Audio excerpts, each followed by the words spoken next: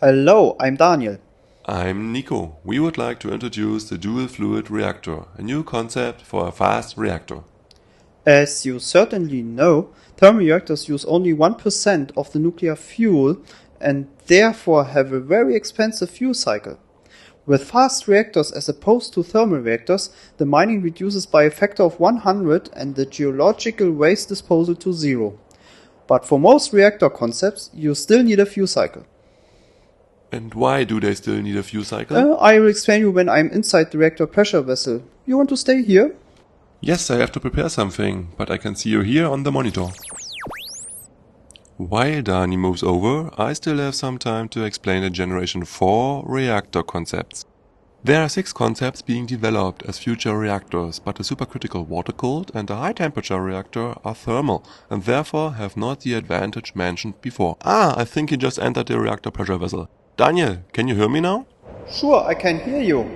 What about the fast Generation 4 reactor concept? As you said, there are 4 Generation 4 concepts using a fast neutron spectrum, but 3 of them, the sodium-cooled fast reactor, the gas-cooled fast reactor, as well as the lead-cooled fast reactor, all use solid fuel elements, fuel rods like the ones you can see here in the thermal reactor, so you still need a fuel cycle.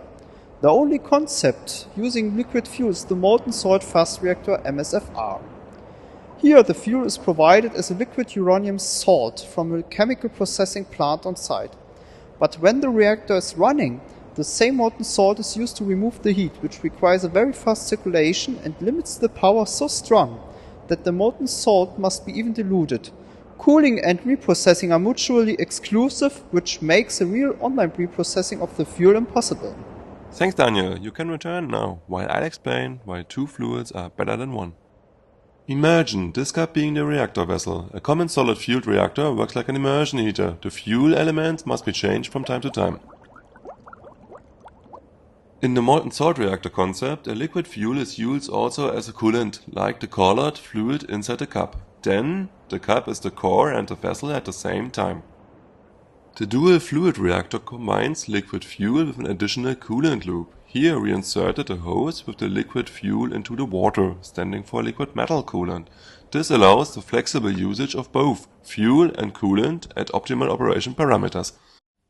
The fuel salt inside the compact core region, a pure actinide chloride, provides a relatively hard neutron spectrum and can be processed much easier than the mixed fluid salts of the MSFR. It circulates inside a tube system and the core tubes, which are placed in a lead cooling system. Only there it gains criticality. The small pyrochemical processing unit, directly connected to their tube system, prepares the fuel online via dry fractional distillation or electrochemical refining. Due to the very low core inventory and salt flux speed, it is possible to remove fission products continuously, easily displacing decay heat potentials to save places, which prevents the core from overheating and reducing neutronic parasitic effects. The fission products, filled into metal encapsulated nuggets, can be stored for 10 to about 500 years inside an internal chamber and reused when they are radiologically harmless. The lead coolant provides a very high heat transfer capability superior to a liquid salt, and its good neutron reflection properties and high nuclear mass provide an excellent neutron economy and a very hard neutron spectrum. The additional lead zone encapsulating the core reflects the neutrons, contributing to the reactivity regulation.